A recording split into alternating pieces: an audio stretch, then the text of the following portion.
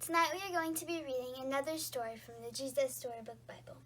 Tonight our story is God Makes a Way, from Exodus 14 and 15. Tonight our special guest is Jack the Dragon. Let's start. Moses and God's people escaped out of Egypt and into the wilderness. They didn't know the way, but God knew the way, and He would show them. I will bring you to a new home, a special land, God promised them. I will look after you. I am with you. God sent a big cloud for them to follow. A pillar of smoke stretched up to the sky and moved in front of them as they walked and shaded them from the blazing heat of the day. And when it was time to rest, it stopped. All through the cold desert nights, it kept them warm, glowing like fire. God led His people through the desert to the edge of the great sea. They were just wondering how to cross it when suddenly they heard a terrible thundering and pounding. It sounded almost like horse hooves. They shaded their eyes to look back and screamed. It was Pharaoh and his army were coming to get them. Pharaoh had changed his mind again. "Get my slaves back," he screamed and charged out into the desert after them with 600 of his fastest horsemen and every single chariot in Egypt.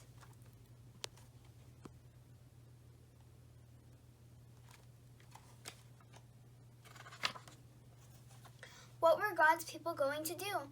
In front of them was a big sea. It was so big there was no way around it, but there was no way through it. It was too deep. They didn't have any boats, so they couldn't sail across, and they couldn't swim across because it was too far and they would drown, and they couldn't turn back because Pharaoh was chasing them. They could see the flashing swords now, glinting in the baking sun, and the dust clouds, and chariot after scary chariot surging toward them. So they did the only thing there was left to do: panic.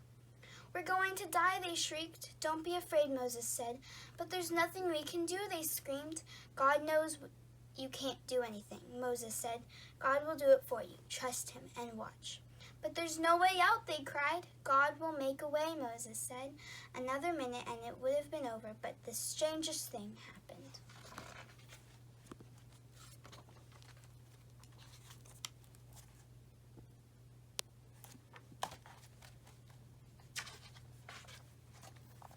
God made the pillar of smoke move.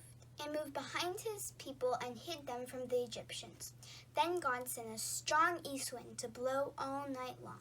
It blew on the water of the big sea. It blew to the left and it blew to the right, until it blew into two towering walls of water. And there, right through the middle of the sea, a muddy pathway opened, and God's people walked across the dry land.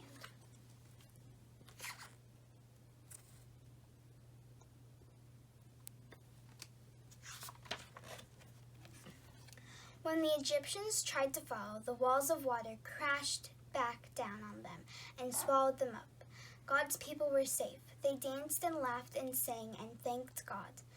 When there had been no way out, God had made a way. Many years later, once again, God was going to make a way where there is no way. From the beginning, God's children had been running from Him and hiding. God knew His children could never be happy without Him, but they couldn't get back to Him by themselves. They were lost and they didn't know the way back, but God knew the way, and one day He would show them.